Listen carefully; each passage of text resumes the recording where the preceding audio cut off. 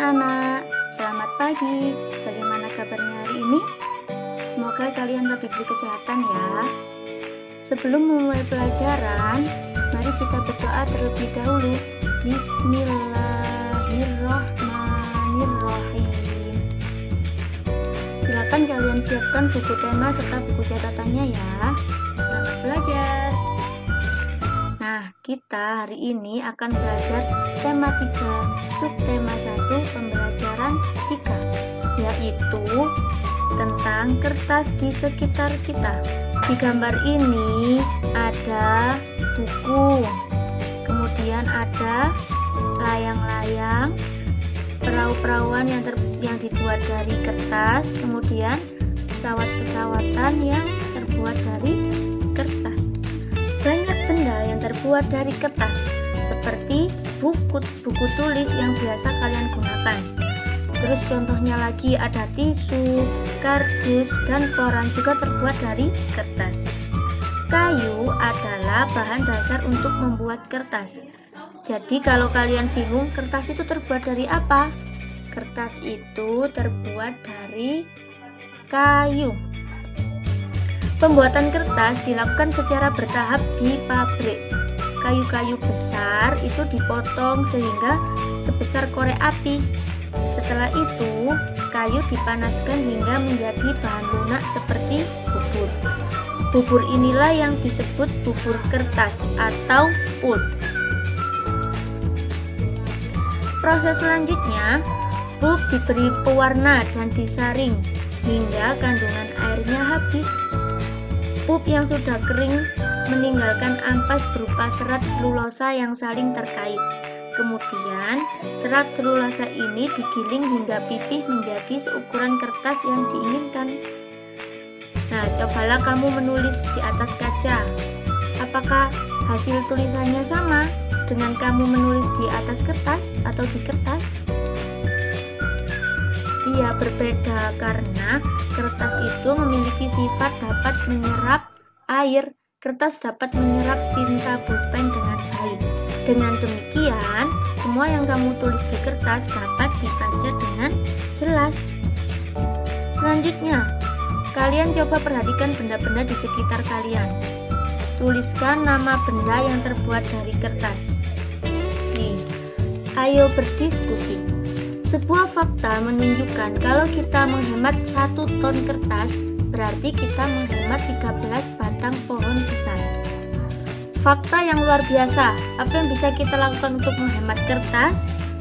Untuk menghemat kertas, yang bisa kalian lakukan salah satunya yaitu tidak menyobek kertas untuk hal-hal yang tidak penting, seperti menyobek kertas untuk dibuat pesawat-pesawatan atau dipotong-potong, digunting-gunting yang tidak penting. Itu tidak baik. Itu jika kalian menghindari itu, kalian bisa menghemat kertas.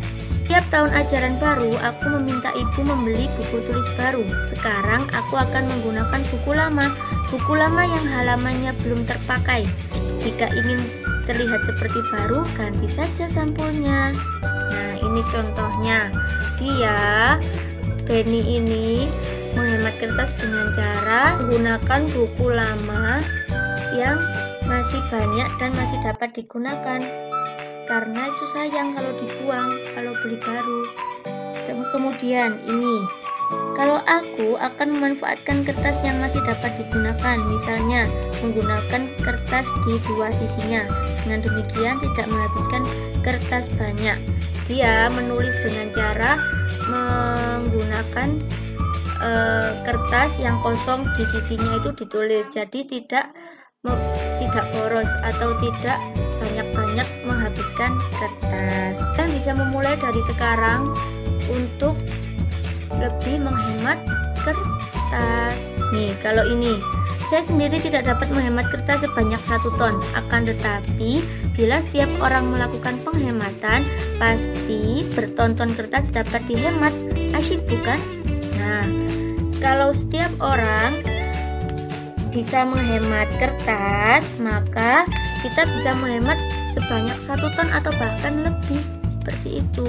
Maka harus dimulai dari diri kalian sendiri. Kalian harus memulai menghemat kertas.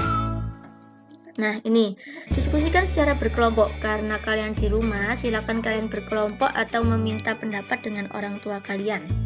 Apa yang dapat kamu lakukan untuk menghemat kertas? Tuliskan hasil diskusi kelompokmu. Perhatikan penggunaan huruf besar dan tanda baca yang tepat.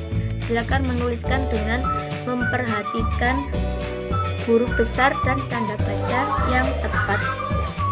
Kemudian di halaman 26 silakan kalian mencari arti kata ini.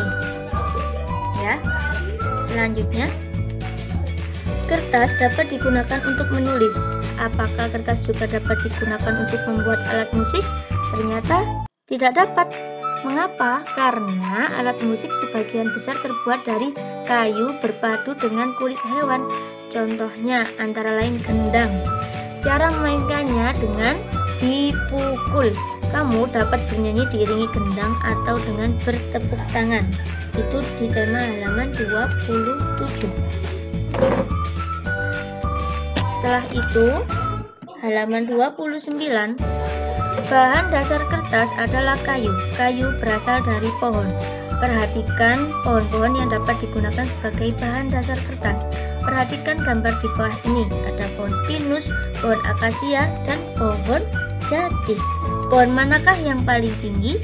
Bagaimana caramu mengukur tinggi suatu pohon? Iya, pohon jati. Nah, sekarang tinggi badanmu pasti berbeda dengan temanmu. Apakah semua panjang atau tinggi benda dapat diukur dengan alat ukur yang sama? Tidak. Alat ukur panjang benda bermacam-macam. Kamu sudah mengenal beragam alat ukur pada pembelajaran sebelumnya. Ada meteran roll, meteran saku, kemudian meteran pita. Kemudian, sebutkan satuan panjang yang telah kamu ketahui. Untuk yang nomor 2, tuliskan alat ukur yang tepat untuk mengukur benda-benda berikut. Nah, Ibu contohkan 1. Tinggi badanmu. Jenis alat ukur yang digunakan yaitu bisa menggunakan meteran pita. Kemudian silakan kalian kerjakan soal nomor 1 sampai nomor 6 itu menggunakan alat ukur apa. Gitu ya. Tugas hari ini yaitu silakan kalian mengerjakan tema halaman 23 sampai 30. Selamat belajar anak-anak. Assalamualaikum warahmatullahi wabarakatuh.